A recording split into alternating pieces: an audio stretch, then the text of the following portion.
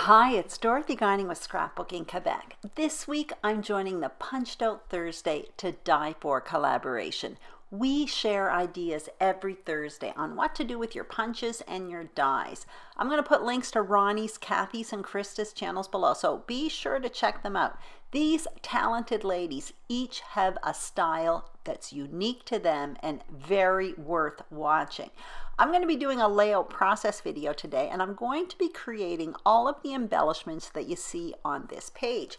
Here's what I'm going to be using. The paper comes from Cartabella's Oh Happy Day collection, and here are the tools I selected. Now, I started with that big one in the top left. It's called Many Layered Blossoms Dies from Stampin' Up, and the other ones are basically some old faves, those file tab dies, as well as those three punches, the tag, a flower, and a leaf punch.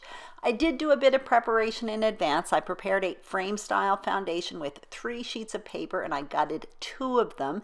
And there is a tutorial on my channel where I create a frame style foundation, so I will link it up below. I'm just showing you what else I have on my desk. I also matted 2 photos in advance, and one of these has 3 layers of extra cardstock underneath to add dimension.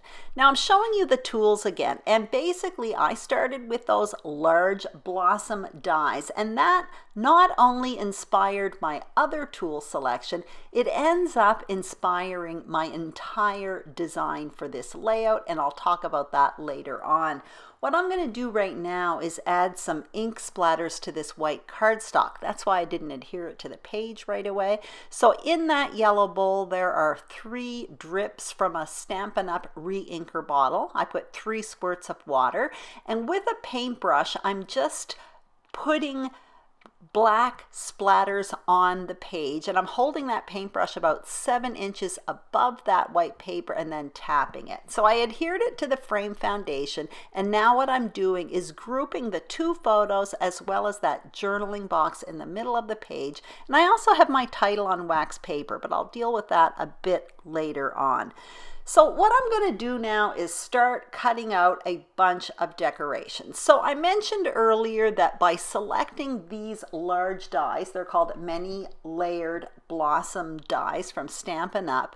By doing that, it ended up influencing my choice, not only in the other tools that I used, but also in the page design.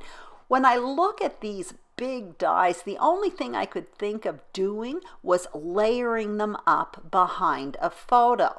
Now, just to talk about the dies themselves right now, as you can see, they come in 2 pieces. So the bigger one with the pink flowers, that goes underneath, and the finer one, the black one, is on top. It's almost like an outline of the flowers.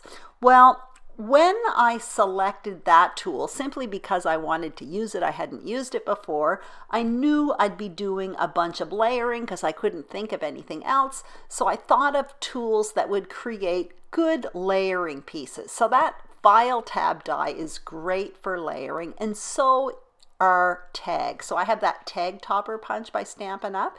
And now what you see is I have 2 of those blossom bunches. I cut one off camera. I cut myself 2 tags as well as that file tab. What I'm doing now is adhering that black piece on top of the pink, and I'm using this adhesive. It's called Sticky Specs by Ecstasy Crafts, I think. It's kind of messy, but it definitely does the job if you're adhering fine pieces to something. And basically what I'm doing here is creating a giant cluster in the middle of the page. Now, normally I would make a layered photo mat or a mini page or something like that.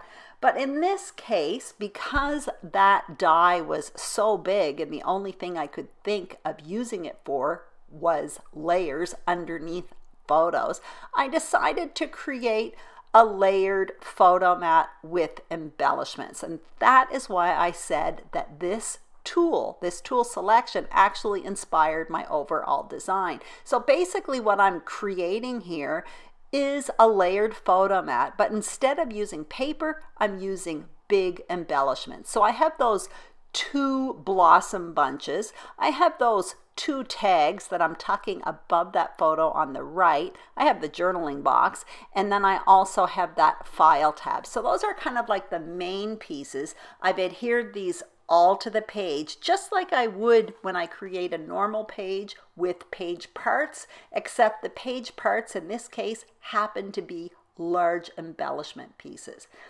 Also, like when I normally create a page, now once all the page parts are down, I'm going to start creating embellishment clusters. So that's why I got out this flower punch, and what I'm going to do is create 3 clusters around the page. Now that's an old punch from Stampin' Up. The white ones I punched out, that's simply because I plan to double up some of the pink ones because I want to add foam adhesive underneath, and I like to double up my cardstock when I do that.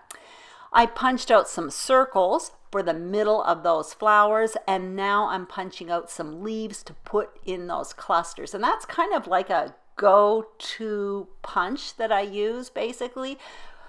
Flowers with circles in the middle and leaves. I find it goes with so much. Now this is a summer page, me downtown, so that's easy enough. But however, for me, flowers, it's almost like a basic shape, and when I have to kind of round off a page or finish off an embellishment cluster, I'll often go to flower or leaf punches.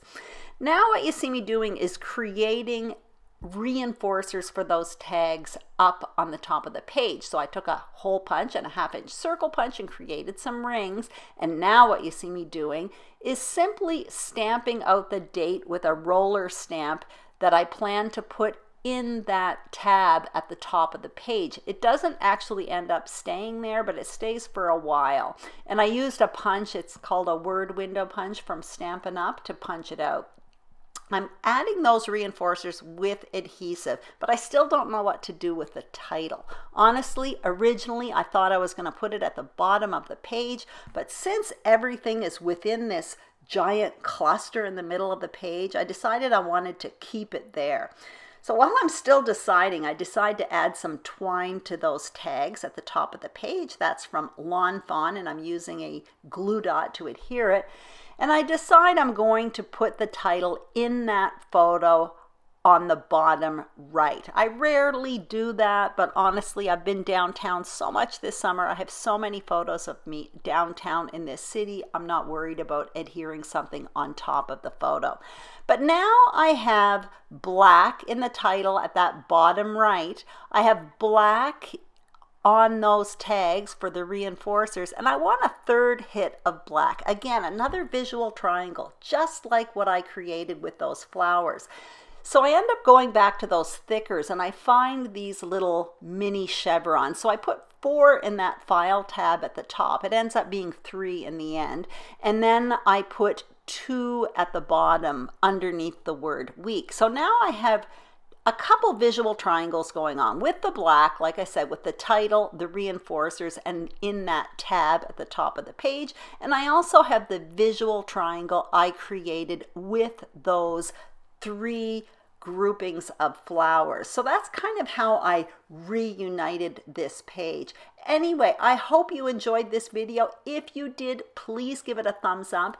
Thank you so much for watching. Don't forget to check out the other ladies. Their links are listed below. And if you haven't subscribed to Scrapbooking Quebec, I'd be absolutely thrilled if you did.